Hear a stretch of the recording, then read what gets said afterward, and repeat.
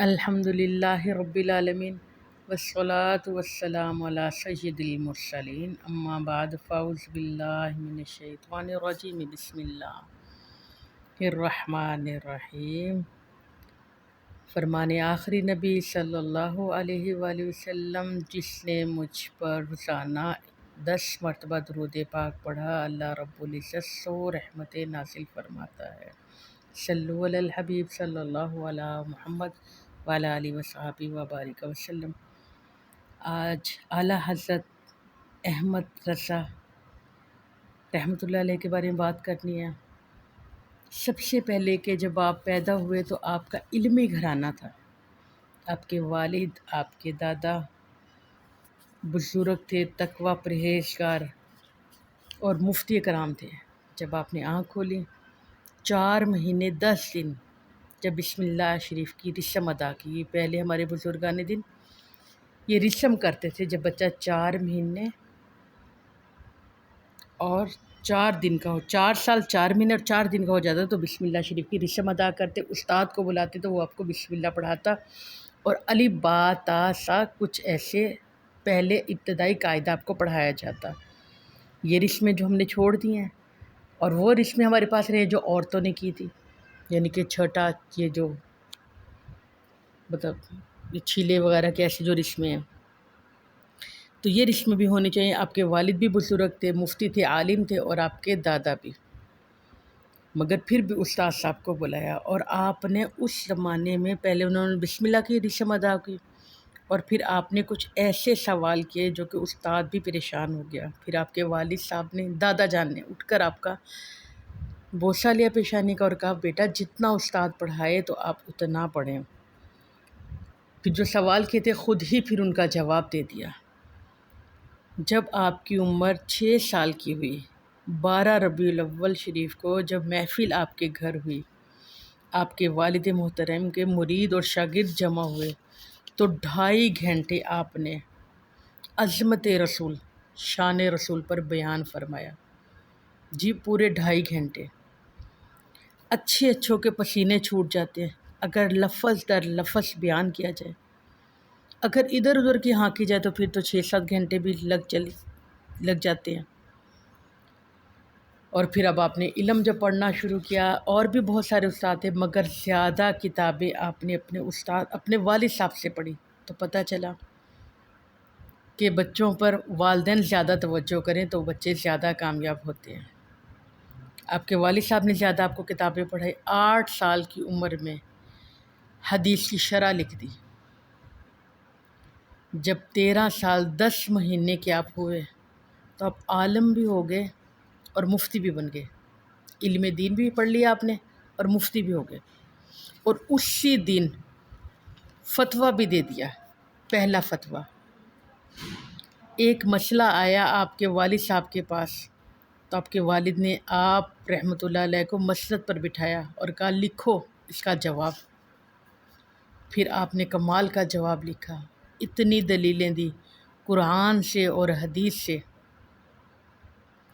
کہ یہ دیکھ کر والد صاحب نے آپ کی پیشانی پہ بوسہ دیا اور کہا آج کے بعد اب فتویٰ دیا کرو، اور جب سے لے کر وفات تک آپ فتویٰ نویسی فرماتے رہے۔ 6000 سے زیادہ فتوے دیے آپ نے، جو آج ہمارے پاس فتاوی رضویہ موجود ہیں، جس کی 30 جلدیں ہیں اور 21,000 صفحوں میں ہے، 21,000 صفحوں میں ہے، اور 250 اس میں رسالے ہیں۔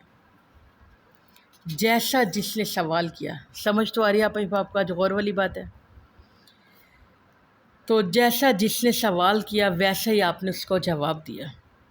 کوئی فارسی میں سوال لے کر آئے تو آپ نے فارسی میں جواب دیا، عربی میں سوال لے کر آئے تو آپ نے عربی میں جواب دیا، پنجابی میں سوال آیا فتویٰ آیا تو آپ نے پنجابی میں فتویٰ دیا، انگلش میں آیا تو آپ نے انگلش زبان میں اس کو فتویٰ دیا۔ جس علم کا سوال آتا آپ اسی علم کا جواب دیتے۔ پھر ہدائی کے بخشش 1000 کتابیں اور نہ جانے کیا کیا کچھ،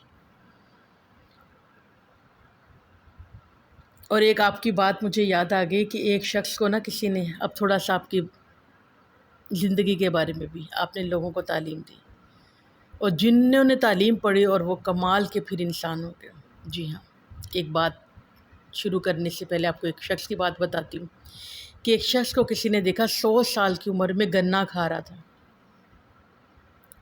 تو وہ خود ہی کہتے ہیں کہ جب میں گنا کھاتا ہوں تو نوجوان بھی مجھے دیکھ کر حیران ہوتے ہیں اور کہتے ہیں کہ اتنی طاقت اور مضبوطی کیسی آ گئی۔ تب فرماتے ہیں کہ میں بچپن میں چھوٹا سا تھا کہ اعلیٰ حضرت نے مجھے وطر میں کچھ پڑھنے کی ترتیب بتائی اور وہ میں کر رہا ہوں، یعنی کہ فرمائے پہلی رکعت میں سورۃ اذا جاء نصر اللہ والفتح پڑھو، دوسری رکعت میں تبت یدا ابی لہب وتب، اور تیسری میں قل ھو اللہ احد پڑھو۔ فرمایا اعلیٰ حضرت فرماتے ہیں ہر بیماری سے محفوظ رہیں گے، فرماتے ہیں اس کی برکت سے اس عمر میں بھی میرے دانت محفوظ ہیں کیونکہ میں یہی عمل کرتا ہوں۔ تو آج کے بعد میں اور آپ یہی کوشش کریں کہ جب ہم وطر پڑھیں عشاء کی نماز میں تو ہم سورۃ فاتحہ کے بعد یہ جو تینوں صورتیں ہم نے یہ پڑھنی ہیں انشاءاللہ۔ اور پھر اعلیٰ حضرت کی غذا سادی تھی اور انتہائی کم تھی، لباس بھی آپ کا سادہ تھا، اور آج ہمارا لباس مطلب ہم اتنا قیمتی، گھر میں اتنا بوجھ اور کھانے میں اتنا کہ چلنے پھرنے سے بھی معذور ہو جاتے ہیں۔ اعلیٰ حضرت کی زندگی سادہ تھی، لہٰذا سادگی اپناؤ گے تو کچھ نہ کچھ ہم کر نکلیں گے۔ اچھا جی، پھر ایک اور واقعہ آپ کا ذہن میں آ گیا کہ آپ کے زمانے میں ایک فتویٰ مشہور ہوا ہے، مطلب بہت چرچا ہوا کہ زمین گھومتی ہے، کہ زمین گول ہے۔ اعلیٰ حضرت نے پھر کہا کہ نبی پاک صلی اللہ علیہ وآلہ وسلم نے فرمایا کہ زمین کو جب رب نے پیدا کیا تو زمین کانپنے لگ گئی، پھر اللہ تعالیٰ نے پہاڑ بطور میخیں گاڑ دیے، تو میں نہیں مانتا۔ پھر آپ نے اتنی دلیلیں دی اور اتنے زیادہ ان کو دلائل دیے، 500 سے زیادہ، اور پھر آپ نے پوری ایک کتاب بھی لکھی ہے، بلکہ بعض میں 5000 سے زیادہ دلیلیں دی ہیں۔ جی، پھر آپ کی زندگی بہت سادہ تھی، آپ نے عاجزی سے اور انکساری سے اپنی زندگی گزاری۔ آپ کے پاس اتنے بڑے عالم دین تھے کہ آپ کے پاس ایک بچہ آ گیا اور کہا حضور غریبوں کی بھی دعوت کھا لیتے ہو؟ آپ نے فرمایا کیا کب دعوت کرنی ہے؟ کہا حضور میں غریب ہوں اور یتیم بھی ہوں، اتنے بڑے آپ عالم دین ہیں، بڑے بڑے لوگوں سے ملتے ہیں، میرا دل چاہتا ہے آپ کی دعوت بناؤں۔ آپ نے کہا چلوں ساتھ؟ کہا حضور آج نہیں، کیونکہ میں نے کہا پہلے پوچھ لو کہ غریبوں کے ہاں بھی آپ چلے جاتے ہو، میرا باپ کوئی نہیں ہے۔ اعلیٰ حضرت نے فرمایا میں ضرور آؤں گا، ماتھا چوما۔ اس کا کب آنا ہے؟ اس نے کہا اور کیا کھلاؤ گے؟ تو اس نے جھولی میں چنے کی دال ڈالی ہوئی تھی اور کہا حضور یہ پکاؤں گا، رات کو اس کو بھگاؤں گا، سویرے پکاؤں گا، ظہر کے بعد آپ تشریف لے آنا۔ آپ نے فرمایا ضرور۔ آپ نے کہا کہ ایک اجازت ہے، یہ سید صاحب ہیں جو میرے ساتھ ہی رہتے ہیں، کہو تو ان کو ساتھ لے آؤں؟ تو کہا حضور آپ لے آنا، اجازت ہے، صرف ایک کو لانا۔ اگلے دن ظہر کی نماز پڑھی اور آپ اس کے گھر چلے گئے، اور اس بچے نے کہا گھر کے اندر جگہ نہیں ہے آپ کے بیٹھنے کی کیونکہ میرا گھر بہت چھوٹا ہے، اب باہر کھڑے ہو میں ابھی آتا ہوں۔ وہ اندر گیا اور ٹاٹ لے کر آیا اور دروازے کے پاس ٹاٹ پہ بچھا دیا۔ سمجھ تو آ رہی ہے آپ باپ کو؟ 1000 کتاب کے مصنف اور فتاوی رضویہ، 100 سے زیادہ علوم جاننے والے، جن کا نام ان کے زمانے میں بھی ڈنکا بولتا تھا، تو آپ باہر بیٹھ گئے۔ اب موٹی موٹی روٹیاں آ گئے اور دال بھی کچھ پکی اور کچھ کچی۔ اعلیٰ حضرت کو یہ کھانا تکلیف دیتا تھا، سوجی کے چند بسکٹ سارا دن میں کھایا کرتے تھے، دوپہر کو صرف چند بسکٹ اب سوجی کے کھاتے تھے۔ اب اس نے وہ روٹیاں لا کے رکھی، اعلیٰ حضرت نے کھائی۔ جب آپ کھا رہے تو بچہ خوشی سے کبھی ادھر ٹھہرا کبھی ادھر ٹھہرا، پھر آپ نے ایک روٹی پوری کھا لی تو اس نے کہا حضور میرا دل چاہتا ہے آدھی اور کھائیں۔ آپ نے آدھی اور کھائی، پھر بچے نے آدھی روٹی، حضور میرا دل چاہتا ہے آدھی اور کھائیں۔ سید صاحب فرمانے لگے جو آپ کے قریب بیٹھے کہ حضور آپ کی طبیعت صحیح نہیں ہے۔ آپ نے کہا چپ کر کے دیکھ تو صحیح۔ آپ کھاتے رہے، اتنے بڑے عالم دین تھے، گلی سے لوگ گزرتے اور آپ کو دیکھتے اور کھڑے ہو جاتے۔ اعلیٰ حضرت انہیں فرماتے تم جاؤ، تمہاری دعوت نہیں ہے، میری دعوت ہے، اور تم جاؤ۔ اب آپ کھانا کھا رہے تھے، اب آپ نے جب کھانا کھا کے آپ فارغ ہو، آپ نے اس بچے سے کہا اب میں جاؤں؟ تو کہا نہیں حضور میری ماں چائے بنا رہی ہے، چائے پیے بغیر نہیں جانا۔ آپ بیٹھے رہے، پھر چائے آ گئی، اب چائے پی، اور جب پھر آپ نے اس بچے سے اجازت لی اور آپ چلے۔ سید صاحب جو آپ کے ساتھ تھے، حضور آپ نے دین کا بھی کام کرنا ہے، آپ کی بہت مصروفیت ہے، آپ کی طبیعت خراب رہ جاتی ہے، اکثر بیمار ہو جاتے ہو۔ تو آپ نے فرمایا، آپ کی آنکھوں میں آنسو آ گئے اور فرمایا تم نے دیکھا نہیں کہ یتیم کے پاؤں تو زمین پہ نہیں ٹک رہے تھے، اس کا چہرہ کیسے کھلا ہوا تھا، وہ کیسے جھوم رہا تھا۔ فرمایا شاہ حضور طبیعت خراب ہو جائے گی، تو فرمایا کچھ دنوں میں ٹھیک بھی تو ہو جائے گی۔ اور مزید کہا جب یتیم راضی ہوتا ہے تو اللہ بھی راضی ہو جاتا ہے، اللہ کے نبی بھی راضی ہو جاتے ہیں۔ اگر طبیعت خراب ہو جائے گی تو دوائی لے لیں گے، اگر طبیعت خراب ہو جائے گی تھوڑا سا آرام کر لیں گے۔ میری بہنوں پتہ چلا کہ یتیم کی دعوت قبول کرنا اور کسی کا دل رکھنا یہ ہمارے اہل حضرت نے ہمیں بتا دیا۔ جی ایک اور واقعہ بھی میرے ذہن میں آ گیا کہ آپ کے گھر نا ایک بابا جی آ گئے، جیسے آج کل ہمارے ہاں نہیں آ جاتے جو کہتے ہیں سونا ڈبل کرتے ہیں، پیسے ڈبل کرتے ہیں، جب ہوش آتا ہے تو سنگل بھی ختم ہو جاتا ہے، ہوتا ہے نا ایسے۔ اکثر ہمارے یہاں، میرا جو چھوٹا شہر ہے، اکثر ہمارے یہاں تو ہو جاتا ہے، اکثر ہمارے گوجرے میں سننے میں آتا ہے کہ فلاں علاقے میں تو ایسی ہم باتیں سن لیتے ہیں۔ آپ کے گھر ایک بابا جی آ گئے اور کہا 10 روپے دو ورنہ تمہارا گھر پلٹ دوں گا۔ آپ نے فرمایا چل جا، تیرے جیسے بہت بابا جی دیکھے۔ تو اس نے کہا نہیں میں پلٹ دوں گا، کہ 10 روپے دو، اور آج کے پتہ یہ لاکھ روپے قریب بنتے ہیں 10 روپے جو بابا جی نے مانگ لیے تھے۔ اور آپ کی والدہ کھڑی تھی، اس نے کہا بیٹا دے دے، بابا جیوں سے الجھتے نہیں۔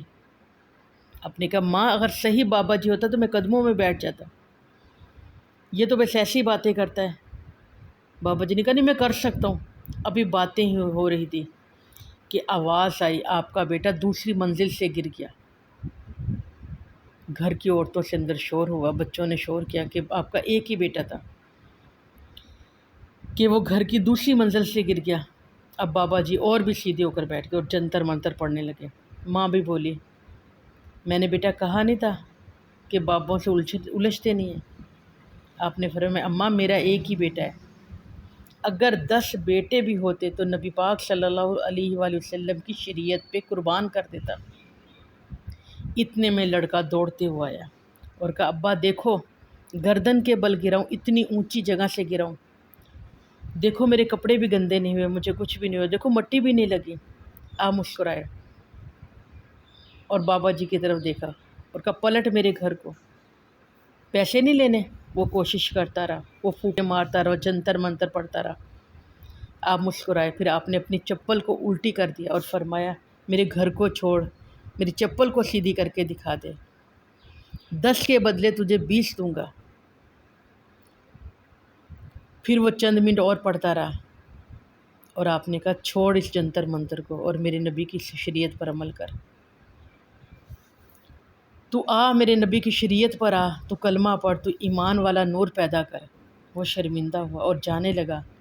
آپ نے جیب سے اسے 20 روپے نکال کر دیے۔ جی ہاں، جو ہم لوگوں کی باتوں میں آ جاتے ہیں، اعلیٰ حضرت نے پھر کلام پڑھے، بہت سارے شعر، جیسے کہ مصطفیٰ جان رحمت پہ لاکھوں سلام بھی آپ نے، اور نہ جانے کتنے سلام پڑھے ہیں۔